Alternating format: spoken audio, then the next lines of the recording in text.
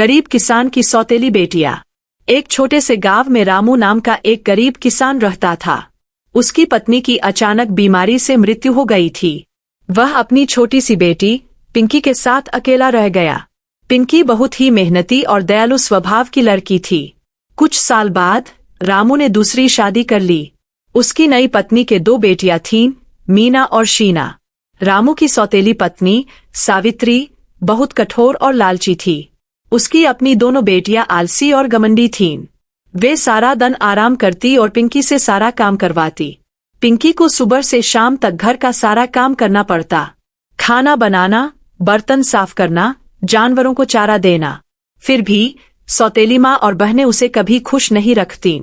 एक दिन रामू बीमार पड़ गया और काम पर नहीं जा सका। खेत सूखने लगे और घर में अनाज का दाना तक न बचा। सावित्री ने पिंकी को डांटते हुए कहा, जंगल से लकड़ी लेकर आ, बेचकर कुछ पैसे लाना, नहीं तो सब भूखे मर जाएंगे। पिंकी ने डरते हुए कहा, लेकिन माँ, जंगल बहुत घना है। सावित्री ने उसे एक पुरानी थैली और पानी की बोतल थमा दी और धक्का देकर उसे जंगल की ओर भेज दिया। पिंकी जंगल में अंदर तक चली गई, रोते रोते लकड़ियां बीनती। अचानक उसकी नजर एक टूटे हुए पक्षी के घोंसले पर पड़ी।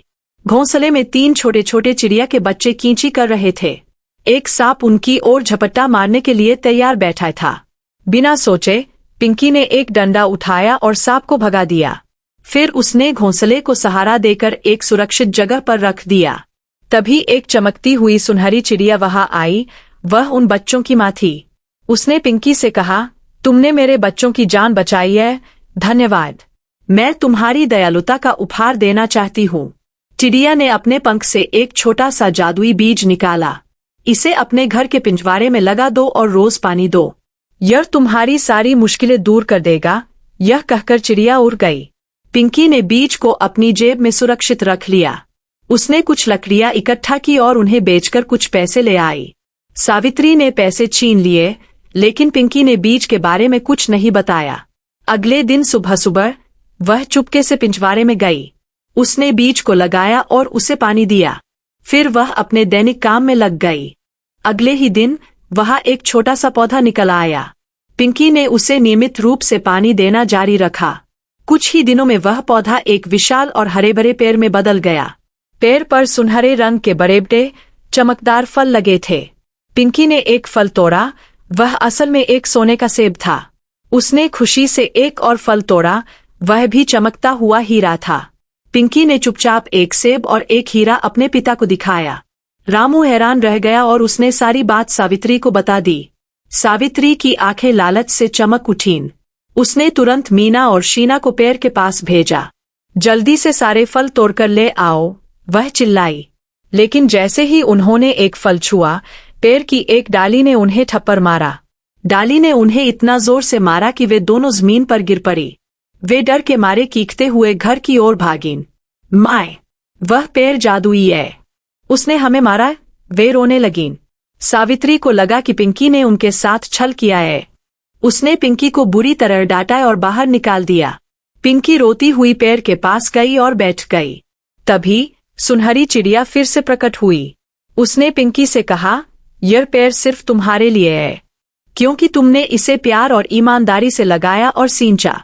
जो लालच और बुराई से इसके पास आएंगे, यह उन्हें सबक सिखाएगा। तुम इन फलों से अपने पिता के लिए एक बेहतर जीवन बना सकती हो। पिंकी ने चिड़िया को धन्यवाद दिया और कुछ फल तोड़े। पिंकी ने फलों को बेचकर एक नया घर और खूब सारा अनाज खरीदा। उसने अपने पिता का इलाज करवाया और वे जल्दी ही ठीक हो गए। लेकिन उसने सावित्री और उसकी बेटियों को नए घर में रहने नहीं दिया।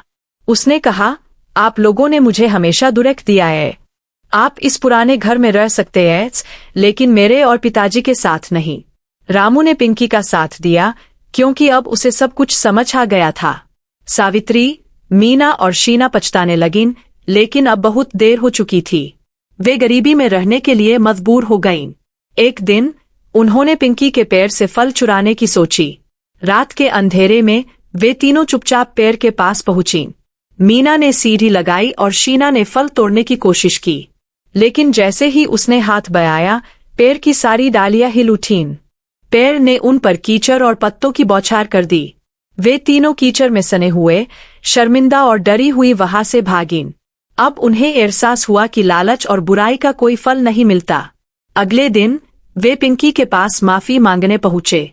उन्होंने कहा, हमने बहुत बुरा किया पिंकी, कृपया हमें माफ कर दो। हम वादा करते हैं कि अब कभी आलसी या दुष्टता नहीं करेंगे। पिंकी का दिल दयालु था, उसने उन्हें माफ कर दिया। लेकिन उसने कहा, माफी तभी सच्ची होगी जब आप काम करेंगे। उसने उन्हें अपने नए घर में रहने दिया, लेकिन शर्तों पर। उन्हें भी घर और खेत के काम में हाथ बंटाना होगा। सावित्री और लड़कियों ने हाँ में सिर हिलाया। उन्होंने ईमानदारी से काम करना शुरू कर दिया। शुरुआत में उन्हें काम करने में बहुत मुश्किल होती थी। उनके हाथ छाले पड़ गए और शरीर में दर्द होने लगा।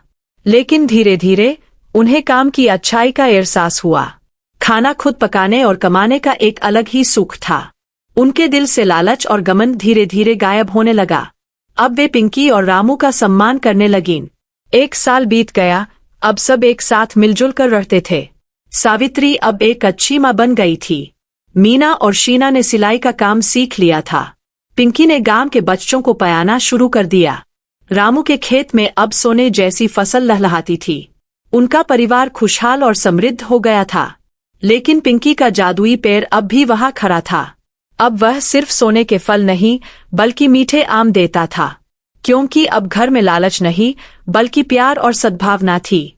पैर गांव वालों के लिए एक आकर्षण का केंद्र बन गया। लोग दूर दूर से उस अद्भुत पेड़ को देखने आते। पिंकी उन्हें पेड़ की कहानी सुनाती और उपहार में आम देती। गांव का जमींदार, जो बहुत लालची था, उसे इस पेड़ के बारे में पता चला। उसने सोचा कि अगर वह पूरा पेड़ ही अपने कब्जे में कर ले, तो वह दुनिया का सबसे अमीर आदमी बन जाएगा।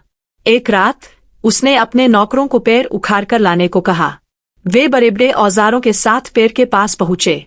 लेकिन जैसे ही उन्होंने पेड़ को काटना शुरू किया, पेड़ से एक तेज रोशनी निकली और सबकी आंखें चौंधिया गईं।